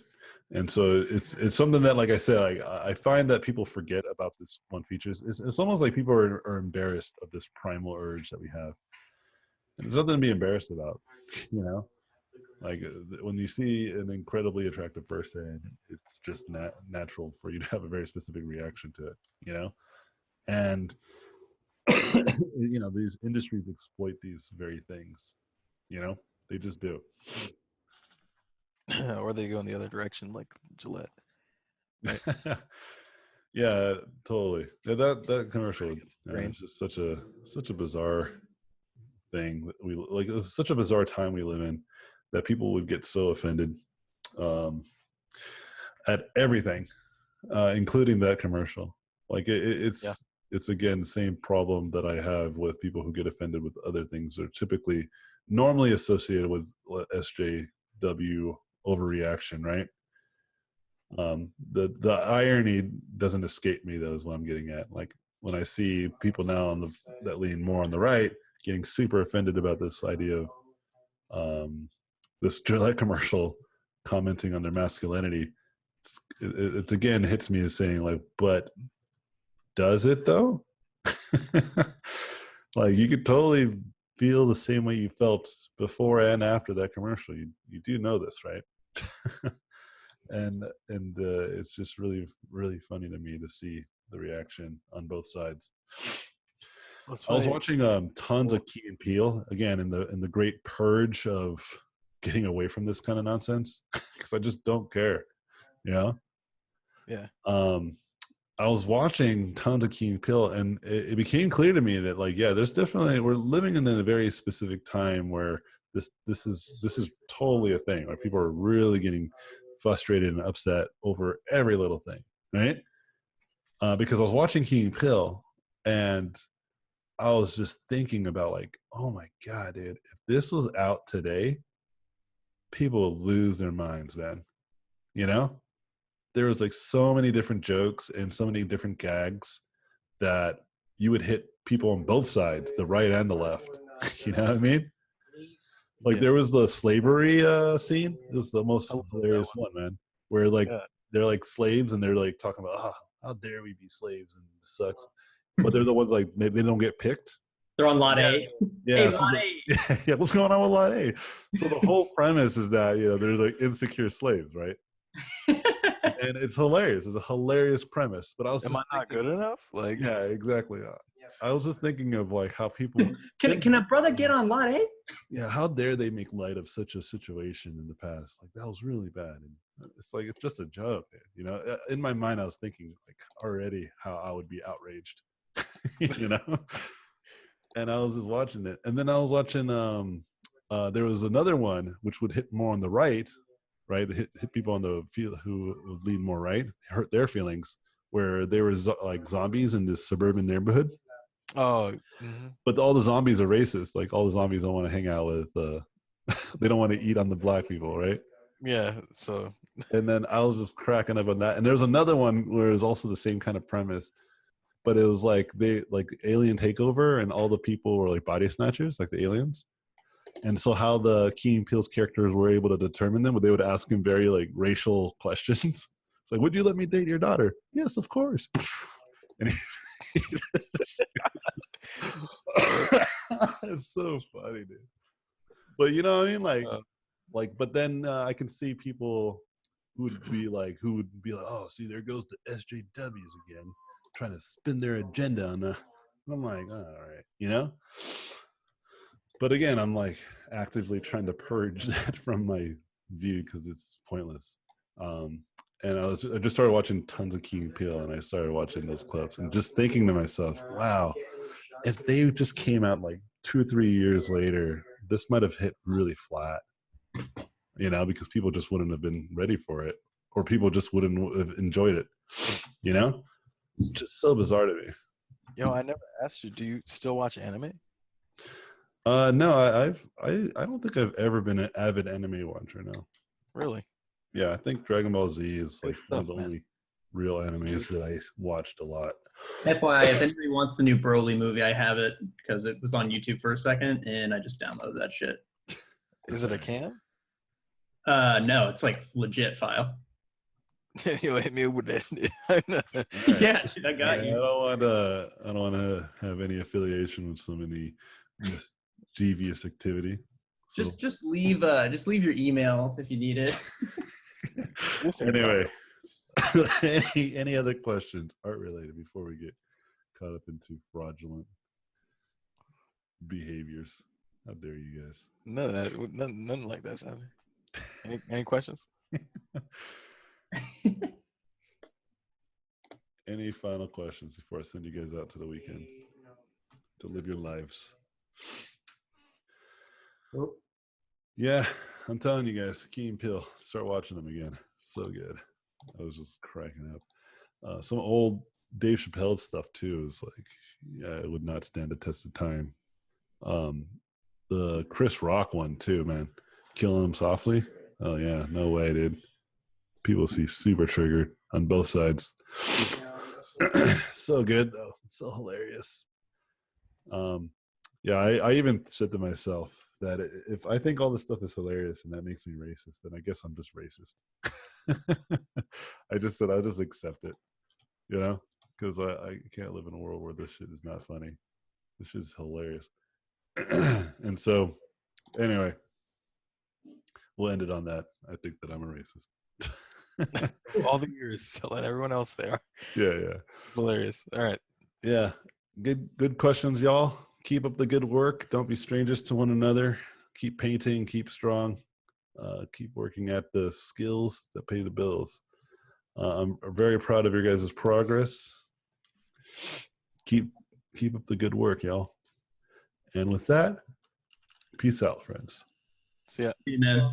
Thank you for watching this video. I appreciate it.